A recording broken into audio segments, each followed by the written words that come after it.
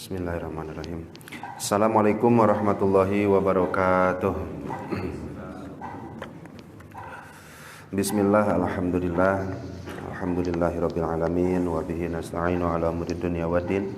Wassalatu wassalamu ala asyrafil anbiya'i wal mursalin sayyidina wa habibina wa qurrati a'yunina wa maulana Muhammadin sallallahu alaihi wasallam wa ala alihi wa ashabihi wa man tabi'ahum bi ihsanin ila yaumiddin, amma ba'du. Wa qala fi du'a rabbi israh li sadri wa yassir li amri wahlul 'uqdatam min lisani yafqahu qawli. Allahumma sakhkhir lana lisana sidqi waj'alhu mahallal fahmi lil khitab wan nutqa bis-shawab wal 'amala bis sunnati wal kitab. Allahumma iftah lana abwaabal ilmi wa zidna ilma wa fahma wa alhiqna bis salihin. Allahumma iftah alaina futuhal arifina bi hikmatika wansur alaina rahmataka wa zakkirna ma nasina ya dzal jalali wal ikram. Walhamdulillahi rabbil alamin. Alhamdulillah, bapak-bapak sekalian, puji syukur kita haturkan kehadirat Allah Rabbun Ghafur. Salawat bertangkaikan salam selalu tercurah limpahkan ke junjungan kita Habibana wa Nabiyana wa Maulana Muhammad sallallahu alaihi wasallam, kepada keluarganya, sahabat, tabi'in, tabi'ut tabi'in, dan mudah-mudahan sampai juga kepada kita selaku umatnya, yang mudah-mudahan nanti di akhirat kita semua mendapatkan syafaatul uzmanya Rasulullah sallallahu alaihi wasallam. Amin ya Allah ya rabbal alamin. Insyaallah pada kesempatan ini kita akan melanjutkan bacaan kajian kita membaca kitab Al-Hikam, yang mana pada kesempatan ini kita sudah sampai ke Al-Hikmatu Al-Khumsuna, ya Pak ya. Hikmah ke-50 dari Syekh Hikam, kitab Hikam Syekh Ibnu Athaillah As-Sakandari rahimahullahu taala.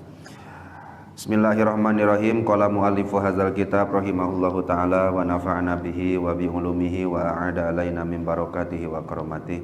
Allahumma wafiqna li isabati shawab wa janibna zayga wal irtiyab wa anfa'na wal muslimina bima hawa hadzal kitab. La saghirata idza qabalaka adluhu wa la kabirata idza wajahaka fadluhu. Hikmah yang ke-50 ini, Syekh Ibnu Athaillah As-Sakandari mengatakan, la saghirata, tidaklah disebut dosa kecil, tidak ada dosa kecil, idza qabalaka adluhu, ketika Allah menghadap kepadamu dengan sifat adilnya. Wala kabirata, dan tidak ada juga sifat wala kabirata, dan juga tidaklah disebut dosa besar, idza wajahaka, ketika Allah menghadap kepadamu, fadluhu, dengan sifat kemurahannya, sifat karunia-Nya. Syekh Ibnu Athaillah As-Sakandari, sebadanya kemarin kita diberikan satu tabsyirah, ya Pak, satu pangbubungah, yaitu jangan pernah menganggap dosa itu besar, karena kalau disandingkan dengan karunia dan kemurahan Allah, dosa sebesar apapun tetap hitungannya mungguh Allah mah kecil. Nah, sehingga dosa yang di belakang itu atau hikmah yang di belakang itu ditujukan bagi kita yang sering bermaksiat, penuh akan dosa, namun pandangan kita terhadap dosa membuat kita berputus asa dari rahmat Allah Subhanahu wa taala. Maka diingatkan, jangan pernah berputus asa terhadap rahmat Allah, karena sebesar apapun dosa, apabila dibandingkan dengan karunia dan kemurahan Allah, dosa tersebut tidak ada apa-apanya.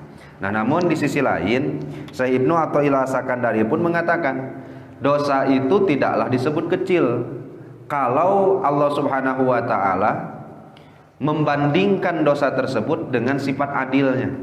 Karena kan nanti di akhirat itu ada dua kemungkinan bagi kita, Pak. Allah menghisab kita, yang Allah kedepankan adalah sifat adilnya. Jadi dihitung, benar-benar dihitung. Adil itu kan wad'u syai'in fi mahalihi, yang mana satu hal ditempatkan di tempatnya masing-masing. Kalau dosanya besar, hitungannya segini, dosanya kecil, hitungannya segini, dibandingkan dengan pahalanya, maka itu diadili Allah. Nah, ini kan bentuk hisaban yang paling mengerikan, Pak. Jadi kalau kita tahu kan masuk neraka itu dengan sifat adilnya Allah, sedangkan masuk surga itu dengan rahmatnya Allah Subhanahu wa taala. Nah, kira-kira nih kalau kita nih Pak, kalau diadili oleh Allah Subhanahu wa taala tanpa memiliki sifat rahmat Allah, tanpa melirik sifat rahmat Allah, yakin nggak nih masuk surganya Pak? Yakin nggak nih Pak? Kalau kita ngelirik dengan sifat adilnya Allah, jadi Bapak itu amalnya dari mulai balik sampai ke meninggal dihitung, dibandingkan dengan maksiat yang kita lakukan dari mulai balik sampai ke meninggal. Itu penentuan masuk surga dan masuk nerakanya Pak. Kira-kira ini siap gak menghadapi hal yang seperti itu? Ada satu hadis Pak, ada seorang laki-laki yang ibadahnya itu teliren-liren banyak.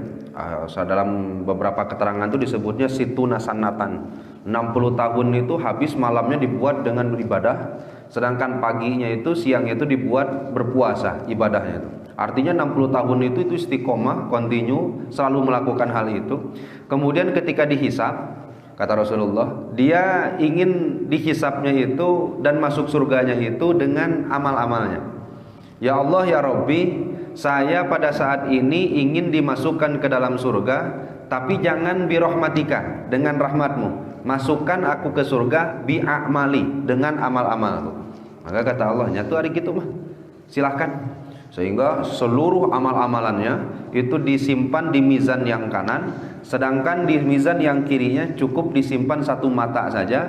Maka bagian hasil dari pertimbangan itu adalah neraka. Hasilnya, jadi amalnya yang segitu banyak itu ditimbang oleh Allah hanya dengan satu nikmat mata saja, maka hasil dari pertimbangan itu adalah neraka. Kenapa? Karena amal ibadah yang kita kerjakan selama itu, amal ibadah yang dia kerjakan selama itu dan sebanyak itu belum bisa membandingi satu nikmat karunia yang Allah berikan terhadap matanya saja. Nah, sehingga kan Pak, kalau Allah nanti ngitung kita, ngehisap kita, kemudian wajahaka adluhu, Allah hadapkan kepada kita, kamu dihisap, kamu di mizan, namun hisap dan mizan kamu melalui sifat adilku, celaka. Apapun pahala amal kita, besar ataupun kecil, ditimbang dengan kemaksiatan kita, insya Allah semuanya masuk neraka. Kalau hitung-hitungannya kayak gitu, karena kan dari 24 jam aja ini, dari 24 jam aja banyak ibadahnya atau banyak nganggurnya. Dari 24 jam kita nggak ngomongin maksiat, insya Allah bapak-bapak mah terhindar dari maksiat lah insya Allah. Dari 24 jamnya ini banyak nganggurnya, banyak pahalanya ini. Artinya kalau mau dihisap, mau dihitung, aduh siga-siga nanti tetebihan masuk ke surga. Nah, sehingga apa kata Syekh Ibnu Athaillah As-Sakandari? Kalaulah nanti di akhirat kamu membawa dosa kecil, kemudian Allah Subhanahu wa taala menimbang dan menghisapmu dengan sifat adilnya, yang kecil pun hitungannya jadi besar. Gak akan ada dosa kecil idza qabalaka adluka, ketika Allah menghadap kepadamu dengan sifat adilnya. Tetapi Pak, sebesar apapun dosa, ketika Allah Subhanahu wa taala menghadapkan dengan dosa tersebut, dihadapkan oleh Allah dosa tersebut dengan sifat kemurahannya, dengan sifat rahmatnya yang tadinya besar, maka tidak ada nilainya oleh Allah di hadapan Allah Subhanahu wa taala. Ada sebuah kisah, ini kita ambil dari kitab Iqadul Himam. Dalam satu hadis, babi hadisin, ada dalam satu hadis, wa hadisur rajul allazi tumaddu lahu tis'un wa tis'una sijilan. Bahwasanya ada satu hadis yang menunjukkan betapa agung dan murahnya Allah Subhanahu wa taala terhadap hambanya, Pak. Ada seorang laki-laki, tumaddu lahu tis'un wa tis'una sijilan. Dihamparkan, cara ulama dihamparkan, dibentangkan, diperlihatkan kepada dia 99 buku catatan amalnya, yang mana satu jarak buku amalan ini madul basor, sepanjang penglihatannya. Jadi kalau kita ini radius berapa Pak kalau rata Pak? Kalau Bapak di tempat yang rata itu bisa melihat sampai ke radius berapa? Pokoknya nama aduh ya sepanjang ya pokoknya nama jauh sekali lah pokoknya nama. Artinya satu buku itu jaraknya segitu, hamparkeun 88. Dan tahu Pak, semuanya catatannya banyaknya maksiat. Nu hiji ngampar dekat itu maksiat, nu hiji maksiat, nu hiji maksiat, nu hiji maksiat. Kemudian pada saat itu sumat tukhraju lahu bataqatun qadrul anmila. Ada satu secari kertas, Pak. Sebesar apalah. Kalau di sini cuma satu sejari lah gitu, Pak. Keluar secari kertas yang di situ ada catatan amal syahadatun alla ilaha illallah, yaitu ternyata ketika dia meninggal membawa syahadat, membawa iman la ilaha illallah. Ditimbang secari kertas timbang belah kanan, kemudian nu 88 timbangkeun sebelah kenjar. Kalau mau sifat adil nih surga neraka, Pak? Pasti neraka. Namun apa yang terjadi, Pak? Patati sutil kasijilat. Kemudian ketika ditimbang ternyata yang lebih berat hanya secari kertas saja. Kenapa bisa seperti itu? Karena Allah ridho kepada orang tersebut. Karena Allah rahmat kepada orang tersebut. Kalau Allah sudah rahmat, kalau Allah sudah ridho, sebanyak apapun dosa, maka di mata Allah Subhanahu wa taala tidak ada apa-apanya. Tapi kalau Allah sudah bendu, kalau Allah sudah benci, kalau Allah sudah tidak nyaah, tidak rahmat, sekecil apapun perbuatan dosa, maka di hadapan Allah pasti dosa tersebut akan dianggap besar. Sampai sini bisa dipahami, Pak. Nah, sehingga nanti kita punya kesimpulan, apa sih yang bisa narik-narik kita mendapatkan sifat murah Allah, kemudian hal yang bisa narik-narik sifat adilnya Allah. Itu insya Allah nanti kita akan bahas di sebadanya kita membaca keterangan dalam kitab ini, Pak, Syekh Ramadan Al-Buti ini. Yang pertama gini, Pak, dosa itu terbagi menjadi dua ya, Pak ya. Itu ada dosa besar, ada dosa kecil. Apa penentuan klasifikasi dosa ini bisa besar dan kecil? Itu ulama pun sebenarnya ikhtilaf, Pak. Artinya ikhtilaf itu ikhtilaf mendefinisikannya. Namun ada satu hal yang disepakati, bahwa definisi terbaik yang menjelaskan dosa itu besar atau kecil adalah kullu ma jaha fihi wa'idun minallah bi'adzabin fil akhirah au unitat bihi uqubatun fid dunya kal haddi wa nahwihi bahwa kabiratun. Kalaulah dosa tersebut ada ancaman nanti di akhirat dengan siksa, atau di dunia ada hadnya, had itu hukumannya, maka dosa tersebut besar. Mana contohnya? Orang membunuh, itu di dunia ada hadnya tidak, Pak? Kisos ya, Pak ya. Di akhirat ya tentu apalagi. Mencuri ada. Mencuri kan kalau lebih dari nisab zakat emas itu kan 85 gram, ada yang nyebut 90 gram, itu kan harus dibuntungkan tangan. Kemudian nanti di akhirat ya tentu dapat siksaan lagi kalau tidak tobat ya, Pak. Artinya kalau ada ancaman di dunia, hukuman di dunia plus ancaman neraka di akhirat, maka dosa itu tidak diragukan lagi, itu dosa besar. Mari kita sebutkan beberapa dosa besar ya, Pak. Yang mudah-mudahan dan ngaji kitab ngaji dosa ini bukan berarti kita mau melakukan, Pak. Karena kan ada kaidah dari Imam Abu Hamid Al-Ghazali itu man lam ya'lami syarra atau man lam ya'raf asyarra yaqa' fi. Kalau orang enggak tahu perbuatan buruk ya nanti dikerjakan. Sehingga ngaji itu yang ngaji soleh, yang ngaji maksiat. Artinya ngaji maksiat itu bab dosa pun kita kaji agar kita tidak melakukan hal itu. Nah, sehingga yang pertama asyirku billah. Nanti Bapak bakal lihat kemurahan Allah dalam klasifikasi dosa ini, Pak. Asyirku billah itu tingkatan pertama, klasemen pertama diduduki oleh musyrik kepada Allah. Apa itu musyrik kepada Allah? Menduakan Allah. Musyrik itu apa, Pak? Menyekutukan Allah. Artinya dalam i'tikadnya dia mengakui ada zat selain Allah bisa memberi madarat, bisa memberi manfaat, itu musyrik, Pak. Itu tipis sekali ya, Pak ya.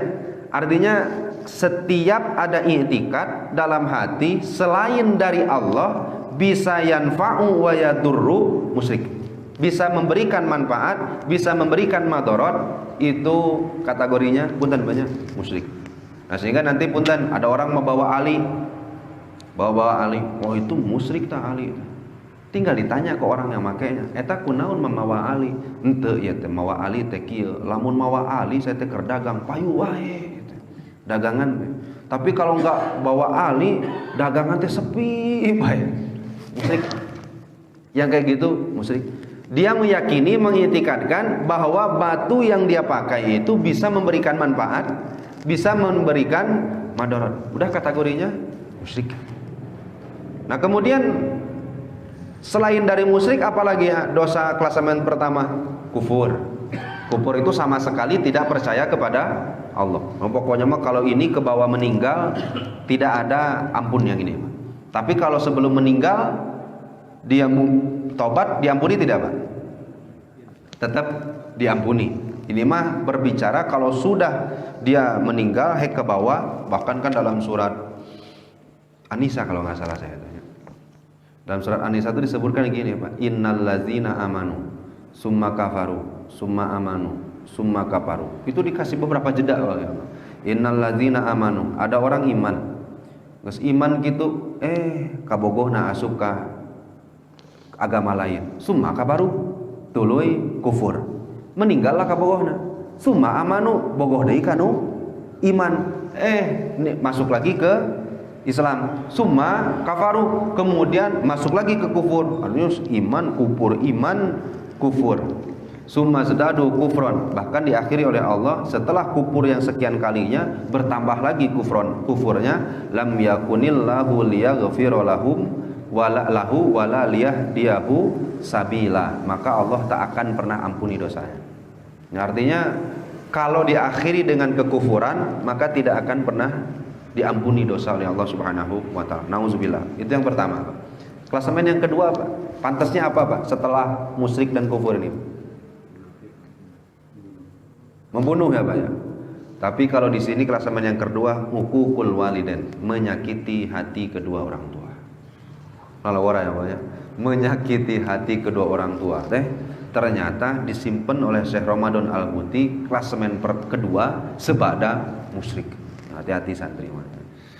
Menyakiti hati kedua orang tua disimpannya sebada musyrik kepada Allah Subhanahu wa taala. Nah, sehingga ini bahayanya menyakiti hati orang tua itu ya sampai sekedina, Pak. Kita tahu kan bahwa salah satu sahabat yang memangku ibundanya itu siapa, Pak, namanya? Uwais Al-Qarni. Masuk surga nama tepedah, menjadi walinya mangga pedah, menjadi orang yang masyhurun fis sama majhulun fil ard, menjadi orang yang namanya itu kalau sudah di langit terkenal.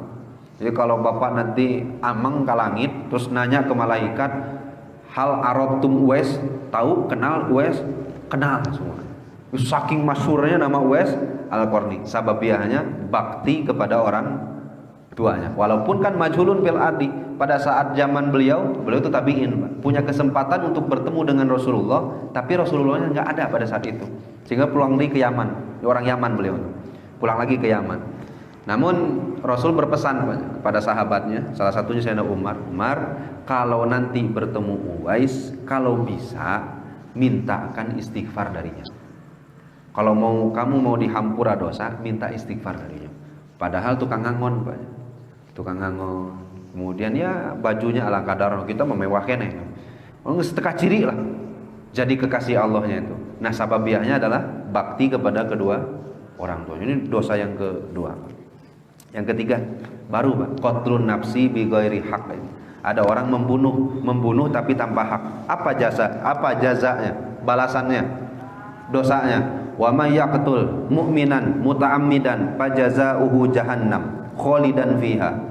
Ada orang membunuh orang mukmin, terlebih orang mukmin dibunuh muta'ammidan secara sengaja, kemudian direncanakan fajazaohu jahannamu khalidan fiha. Balasan terbaik bukan tulisan lagi, Pak, dosanya. Saking gak ada tulisan dosanya, langsung cek Allah fajazaohu jahannamu khalidan biha, pantasna masuk jahannam.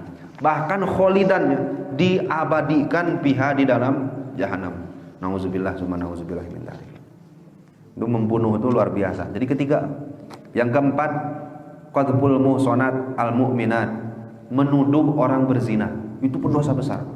Bapak nuduh orang berzina padahal tidak punya buktinya, itu termasuk dosa yang sangat besar. Yang kelima, aklur riba. Ini sebenarnya ada ayatnya banyak. Cuma kalau disebutkan satu-satu nanti takutnya nggak kebahas yang lainnya banyak. Yang kelimanya aklur riba, makan riba.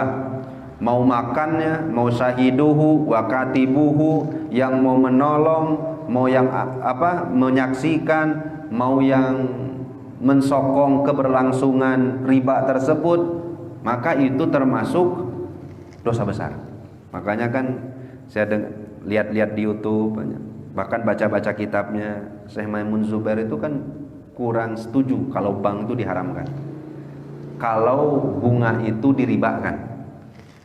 Kalau riba haram, kalau bunga haram, sepakat. Kenapa nggak sepakat? Karena bunga itu yang disepakati haram itu kan riba, Pak. Bunga disebut riba, inilah yang nggak disepakati. Ini kan bahasannya fikih, Pak. Karena kalau Bapak, saya mau mengikuti pendapat ulama yang mengatakan bank itu haram, bunga itu riba, berarti nanti Bapak nabung di bank haram. Kenapa? Karena ada marginnya kan Pak buat bank nabung teh, dan menjaga keberlangsungan si banknya. Kemudian Bapak melakukan transaksi di bank jadi haram. Kenapa? Nanti Bapak kayak membantu ke banknya. Tapi ada saya mah nggak minjem ke banknya, walaupun itu. Nah sehingga nanti efeknya itu jadi kemana-mana.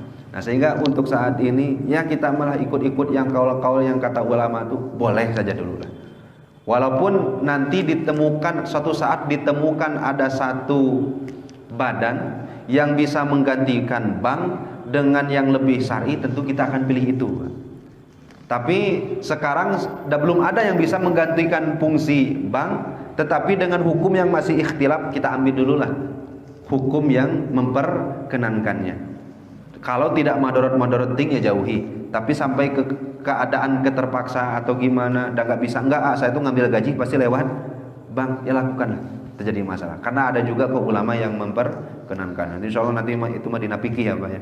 Aklu riba, makan riba, dosa besar. Al-firor minazahbi, termasuk dosa besar juga. Perang mabur. Orang baru siap perang, iya mabur, itu dosanya besar. Lalu apa? Dosa besar salah satunya tuh berkabur dari medan perang. Itu kan salah satunya Bani Israel kan gitu. Pada saat belum diumumkan ayat perang, mereka minta, itu qalu li nabiyil lahum ba'as malikan nuqatil fisabilillah. Ini zaman Kanjeng Nabi Daud. Ya, tolong berdoa kepada Allah, kirimkan kami seorang raja yang kami kalau sudah dikirimkan raja nuqatil fisabilillah, siap perang. Benar diijabah wa Allah, turunkan seorang raja. Wa qala lahum nabiyuhum innallaha qad ba'asa lakum taluta malika. Namanya Raja Tolut, berjamanan dengan Raja Jalut. Ini zaman Kanjeng Nabi Daud ya Pak. Doa turun nanti Raja Tolut luar biasa gagahnya. Ayo kita perang. Falamma kutiba alaihimul qital tawallau illa qalilan minhum. Yuk kita perang, mundur kami. Hari tadi sebelum diturunkan ayat perang, minta ke nabinya untuk ayo tuh perang. Kita dijajah wae, diusir dari tanah kelahiran, bari istri dipisahkan jeung suamina, anak-anak disakiti dan lain-lain. Ayo perang. Ketika telah diturunkan ayat perangnya, mabur dari perang, dosanya besar. Aklu malil yatim, selanjutnya nuang harta yatim. Azina, zina. Kitmanu syahadah, jadi saksi tapi disembunyikan, berbohong. Ini kasus yang sekarang kerame. Itulah mun ngabohong dosana ge besar. Udah tahu kejadian aslinya tapi berbohong, besar dosanya. Atau al yaminul gamus, bersaksi memakai sumpah tapi sumpahnya malah palsu. Kita sudah tahu punya di riwayat tafsir, pertama kali makhluk yang berani mencatut nama Allah bersumpah palsu itu iblis. Yang bersumpah kepada Kanjeng Nabi Adam, wallahi inna lanasihin. Inna lanasihun, kami Adam sesungguhnya ini adalah orang yang memberikan nasihat demi Allah. Pokoknya mah Allah nggak boleh kamu makan buah khuldi itu karena nggak mau kalian langgeng di surga. Karena ada nama demi Allah, maka Kanjeng Nabi Adam mau memakan buah khuldi. Pertama kali orang yang bersumpah palsu itu iblis. Besar. Surbul khamri, nuang khamar, tarkus shalah, ninggalkeun salat. wa qati'atur rahmi, kemudian memutus silaturahmi, dan yang terakhir yudabu ila zalikal israr ala shaghair, dawam istiqomah melakukan dosa kecil. Dawam istiqomah melakukan dosa kecil. Kenapa dawam melakukan dosa kecil menjadi dosa besar? Karena li'anna san fi man yusiru 'alaiha al-istihanah bi ta'alimillah wa awamirihi, karena dianggap orang yang menghinakan syariat. Tobat bahkan bae dosa leutik ieu, menghinakan. Seakan-akan menghinakan perintah Allah, menghinakan ajaran-ajaran agama Allah, dan dianggap orang yang makar kepada Allah, mau menipu daya Allah, istihza lah kepada Allah Subhanahu wa taala. Nauzubillah, summa nauzubillah min dzalik. Dari sekian banyak tadi, apa yang menjadi referensi syariat menentukan dosa itu besar atau kecil? Dari tadi Pak, musyrik, terus apa lagi tadi teh? Menyakiti hati orang tua, terus membunuh, makan riba, makanan harta anak yatim, dan lain-lain. Sekian banyak itu. Apa sih ya pertimbangan syariat melihat dosa itu jadi ada yang besar dan kecil? Ternyata Allah Subhanahu wa taala melirik semua itu, atau yang menjadikan pertimbangannya, inna ma huwa nadhirun ila mizani syariah al-islami allati aqamahallahu ta'ala bi ibadihi li riayati masolihim wa dar'il mafasidi anhum. Karena Allah mau menjaga kemaslahatan hambanya dan mau menolak apapun yang mendatangkan mafsadat dan madarat kepada hambanya. Sok Pak, dari sekian banyak yang tadi yang bersangkutan dengan hakul adaminya ada berapa Pak? Banyak ya, banyak. Yang hakullahnya paling musyrik, kemudian sholat. Selepas dari itu menyakiti hati orang tua, hakul adami tidak Pak? Kemudian membunuh mukmin, hakul adami. Kemudian apa lagi Pak? Zina, hakul adami bukan Pak? Hakul adami. Surbul khamri, meminum khamar, hakul adami atau pribadi Pak? Hakul adami. Kenapa? Karena geus maboknya rese, mengganggu orang lain. Bahkan dari sekian banyak, nah mungkin nanti Pak Polisi bisa menerangkan, sekian banyak orang yang berani memutilasi pasti dalam keadaan tidak sadar.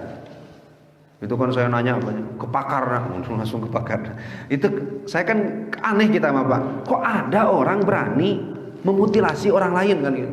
Urang mah tong beronding ningali mutilasi, mbek wae dipencit kan geus dijeritan.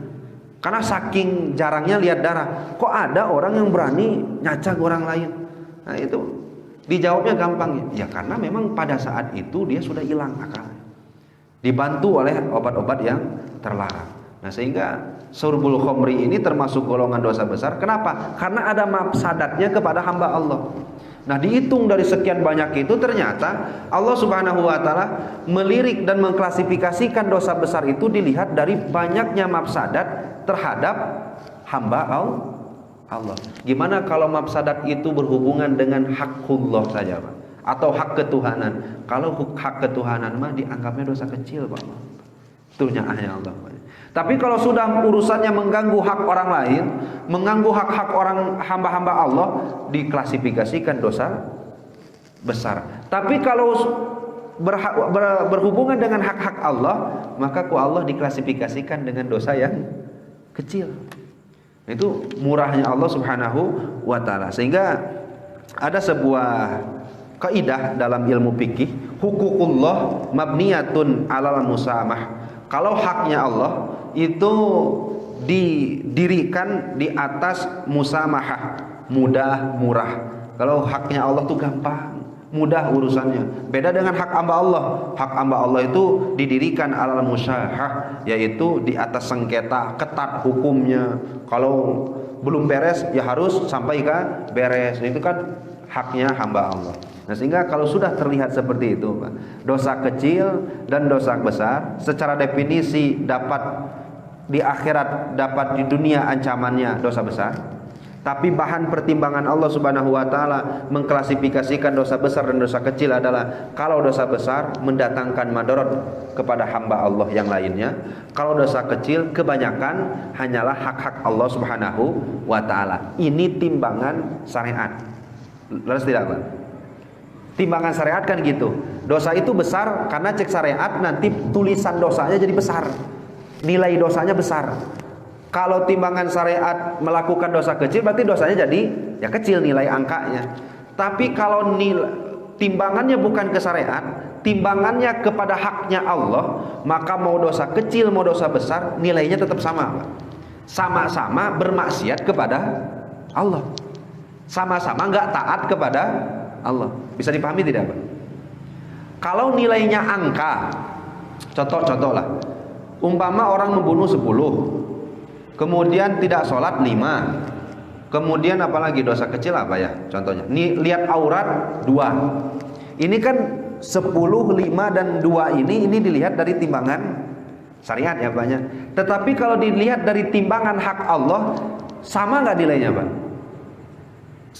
Sama-sama bermaksiat kepada Allah, sama-sama tidak mematuhi perintah Allah. Leres ya banyak. Mau dosa itu kecil mau dosa besar, tapi kan ku Allah dilarang. Sehingga kalau udah hitungannya dengan haknya Allah, maka semuanya terhitung sama. Sama-sama tidak taat, sama-sama bermaksiat kepada Allah Subhanahu wa taala. Nah, sehingga kalaulah kita sudah mengerti hal itu, nah kita masukkan lagi ke dalam hikmah yang ke-50 ini. Bagaimana tuh? Saya sudah tahu dosa besar itu apa dan timbangannya disebut besar dan kecil itu apa. Kemudian bagaimana cara kita agar bisa mendapatkan karomah atau kemurahan, tidak mendapatkan sifat adilnya Allah nanti di yaumul kiamah. Adapun jalan yang bisa kita lalui, Pak, agar mendapatkan hal itu, yang pertama adalah kalaulah kita beribadah kepada Allah, taat kepada Allah, maka yang pertama yang harus kita lakukan dari sekarang, ayyazima al-abdu, kita punya i'tikad untuk taat kepada Allah sampai kita meninggal. Ini niat kita ya Pak ya. Kita niat, kita azam dari sekarang, ya Allah, saya sampai akhir usia saya mau taat kepada Engkau. Itu yang pertama. Agar kita mendapatkan hisaban dan mendapatkan kemurahan ya Pak ya, bukan sifat adil Allah. Pertama, azamkan, niatkan, ya Allah di akhirat sampai saya meninggal saya mau taat. Dan saya mau meninggalkan angkuli makot hadara wa naha anhu, dari setiap hal yang Engkau cegah. Mukinan, sambil meyakini bahwa kita tidak memiliki daya dan upaya. Bisa Pak mengerjakan perintah dengan kekuatan dan daya upaya kita? Tidak. Bari kita teh ngayakini dina hati, ya Allah, saya teh punya i'tikad, punya azam, punya niat untuk mengerjakan perintah, menjauhi larangan, tapi saya pun sadar terhadap diri saya tidak punya haula, saya tidak punya kuwata, yang mana haula kuwata itu kan hanya milik Allah. Sehingga bantu saya ya Allah. Nah, setelah itu muncullah banyak di diri kita ini, ditopikan ku Allah, bisa ibadah. Ketika muncul ibadah di dalam hati kita, maka apa yang harus kita lakukan, Pak? Muji kepada Allah, syukuri hal itu. Kenapa? Karena Allah Subhanahu wa ta'ala telah memberikan karunia-Nya, daya dan upayanya, dan dijalankan kita ke amal ibadah yang saleh, taat.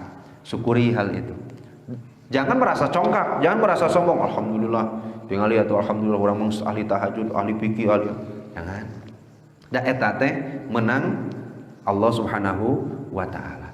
Kalau kita maksiat kepada Allah, maka buru-buru nalangsa dalam hati, merasa kecil di hadapan Allah, tobat sejadi-jadinya kepada Allah. Walaupun pada akhirnya nanti balik deh. Karena agar tobat ke karak tadi penting, isukan teh ngajak di babaturan teh. Lakukan deui, tobat lagi kayak tadi. Ketika tobat itu kan ada syarat, kita beriktikad tidak mengulangi hal yang sama. Walaupun di depannya mah kita nggak tahu, cobaannya kan semakin berat banyak. Apalagi bagi orang yang tobat banyak. Ari baheula lamanya can tobat. Ari maksiat teh modal sorangan, geus tobat mah di modalan.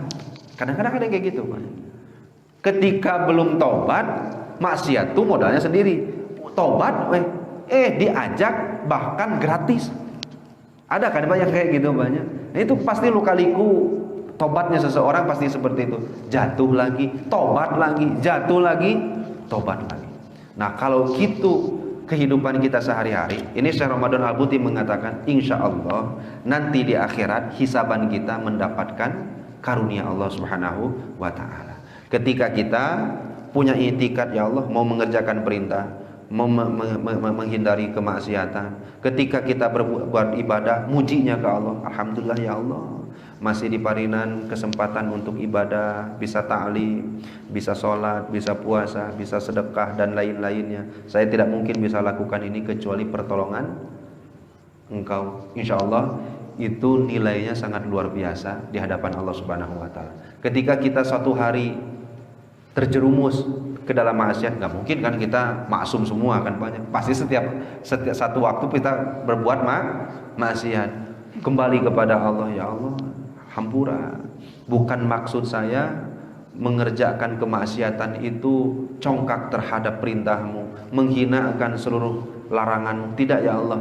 Tapi ada bagusnya Pak, doanya itu, walakin lisabi qatin sabaqo biha qadauka. Tetapi saya berbuat maksiat ini karena menjalankan qada dan qadarmu. Taubat kepada Engkau dan ampunan dari Engkau ya Allah. Ada satu doa Pak, yang selalu diucapkan oleh seorang sahabat, namanya Yahya bin Mu'ad. Mu'ad seorang ulama, nggak tahu, seorang sahabat lah ya pokoknya.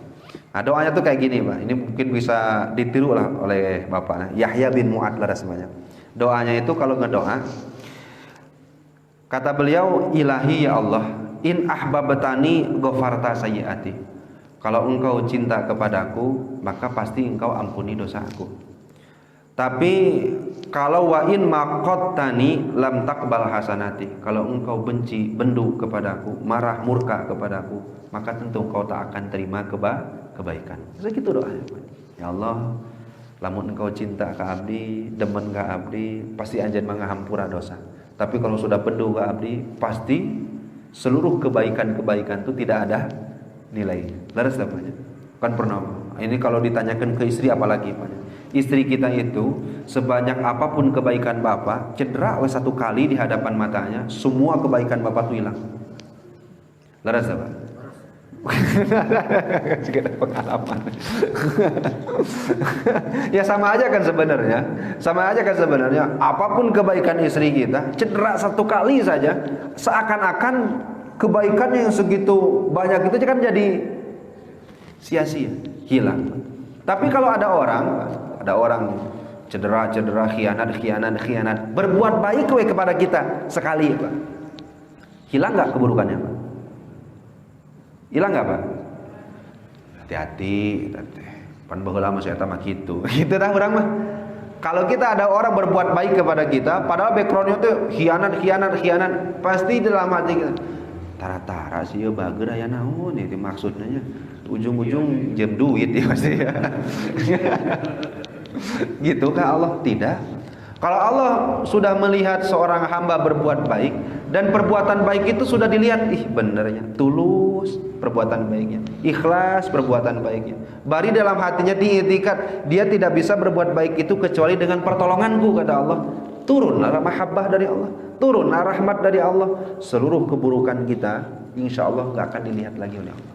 Seperti orang yang 99 buku catatan amalnya itu semuanya maksiat, hanya satu kertas, cari kertas bertuliskan syahadat, malah itu yang bisa mengalahkan seluruh kemaksiatan. Asal Allah ridho, Allah rahmat. Sehingga apa yang bisa membuat Allah rahmat yang tadi Pak, yang kita sudah sampaikan satu persatu. Ya mudah-mudahan Pak, kita termasuk orang-orang yang dirahmati oleh Allah Subhanahu wa Ta'ala. Apalagi kan hadis kemarin yang banyak orang yang bunuh berapa orang Pak? 100 Pak. Genep 100. Surga neraka akhirnya Pak. Surga kan banyak akhirnya. Kan secara logika manusia kan kok bisa ya 100 jelema tobat kencan baru di perjalanan. Lebih kagen kan Ridwan sama Malik mau meteran di meter sakit meter deket keneh ke tempat mau tobatnya, akhirnya masuk surga. Luar biasa. Artinya apa? Kalau Allah sudah demen, Allah sudah sayang, Allah sudah rahmat, insya Allah perbuatan buruk itu akan diampuni, asal dosanya jangan musyrik, dosanya jangan kufur. Itulah bagernya Tuhan kita semua. rahmatnya Allah Subhanahu wa taala. Nah, panginten sakitu Pak. Ada pertanyaan dulu mengapa? Kata Nabi penambahan Pak. Ini nambah ini atau nambah ya?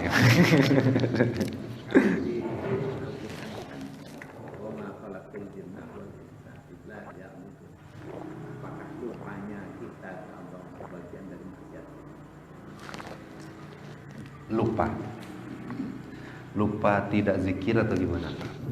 Lupa kan kadang-kadang kita lagi sibuk dengan diri sendiri nggak ingat Allah sama sekali. Ya. Nah jadi wa ma khalaqtul jinna wal insa illa liya'budun. Kalau kata Sayyidina Ibnu Abbas itu kan bukan illa liya'budun, itu maknanya bukan nyembah, bukan mengibadah. Artinya beliau mendefinisikan atau mentafsirkan illa liya'budun illa liya'rifun. Aku tidak ciptakan manusia dan jin kecuali untuk mengenaliku. Itu salah satu tafsiran Pak. Apakah seseorang yang tidak berzikir kepada Allah itu termasuk maksiat kepada Allah? Secara fikih tidak. Secara fikih zikir itu hukumnya sunnah. Maksiat itu segala sesuatu yang ada larangannya. Berarti kalau zikir itu kan hendaknya dilakukan, sunatnya dilakukan. Hekte tinggalin, ya berarti tidak dapat dosa. Cuma kalau kadarnya Bapak hitungannya fikih ya segitu mentoknya. Tapi kalau Bapak mau ditambah kadarnya, dan insya Allah kita semuanya sing sampai juga ke makom itu gitu. Bahwa ada beberapa bagian orang yang termasuk golongan orang-orang yang beruntung. Salah satunya dalam Al-Quran itu disebutnya ulul albab. Ulul albab itu banyak beberapa kata dalam Al-Quran yang menunjukkan makna hati ya Pak ya. Ada makna hati itu kolbun. Ada ya Pak ya? Kolbun. Kolbun kan artinya hati. Ada juga puadun. Puad itu artinya hati. Ada juga lubun. Lubun itu hati juga Pak. Bahasa guru-guru saya itu nyebutkan lubuk hati. Berarti kan ya hati jerona deui gitu Pak. Artinya sudah dibimbing dengan nur-nur ilahi. Orang-orang yang memang sudah dibimbing hatinya itu oleh akal. Jadi kalau Bapak kemarin ngaji bab hawa nafsu ya Pak ya, ada hati yang masih 50-50, kadang-kadang menang hawa, kadang-kadang menang akal.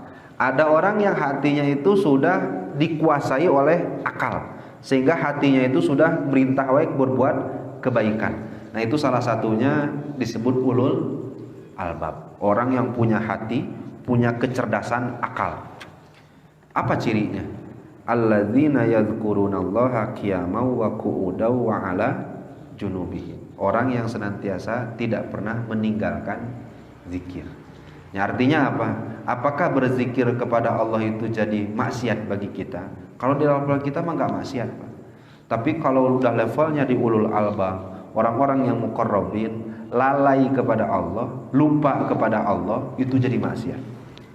Yuk kita lihat dalam kitab Ihya. Kitab Ihya itu di bab puasa. Puasa itu kan ada 3. Ini biasa sering diterangkan ketika mau Ramadan ya Pak. Ada puasa awam, puasa khawas, ada puasa khawasul khawas. Puasa awam itu adalah puasa yang meninggalkan batal puasa, nggak makan nggak minum puasa. Ada juga puasa khawas yang nggak makan nggak minum nggak maksiat. Ada puasa khawasul khawas yang batalnya itu kalau lupa Allah. Di puasa khawasul khawas batalnya itu bukan makan minum lagi Pak. Itu udah lewat lah. Artinya memang nggak akan dikerjakan. Bukan lagi dengan maksiat, tapi batal puasanya itu kalau dari mulai tulu usamsi sampai gurubu samsi sampai kebukanya ada sedikit hatinya berpaling dari Allah, batal puasa. Berarti kan level yang Bapak tanyakan sudah. Ya tapi insya Allah mudah-mudahan dengan ini kita sampai ke level itu. Nah karena kan insya Allah lah banyak. Salah satu hal yang kemarin ya banyak, yang jangan pernah kita tinggalkan itu adalah berzikir kepada Allah Subhanahu wa Ta'ala. Karena salah satunya cara tercepat menuju dan mengetuk pintu hadrah Allah itu adalah dengan senantiasa berzikir. Walaupun zikirnya beda-beda. Mau ada yang salawat silahkan, mau ada yang subhanallah la ilaha illallah silahkan. Tapi kalau Bapak bertanya, bagi kita yang awam ini, kalau nggak berzikir maksiat enggak. Tapi bagi para salikin, bagi para muqarrabin, zikir itu sudah menjadi kewajiban pribadi. Kewajiban personal ya Pak ya, bukan kewajiban yang bersifatnya umum, enggak. Kewajiban sendiri. Sehingga kalau ada orang muqarrabin, salikin nggak zikir, mereka itu bahkan bisa mengkodoknya. Karena hitungannya bagi mereka itu sudah maksiat. Lalai aja kepada Allah itu udah maksiat. Sampai sini bisa dipahami. Cekap Pak. Tanya pertarusan pangitannya cekapnya. Nah peminta ayahnya ditutup berdoa. Ya sekali lagi mudah-mudahan bisa kita amalkan. Khususnya bagi saya nih, untuk senantiasa mengamalkan apa yang kita pelajari, ya kita simak, ya kita taklimkan ini, ya mudah-mudahan Allah Subhanahu wa taala senantiasa nuntun kita dengan taufik dan hidayahnya.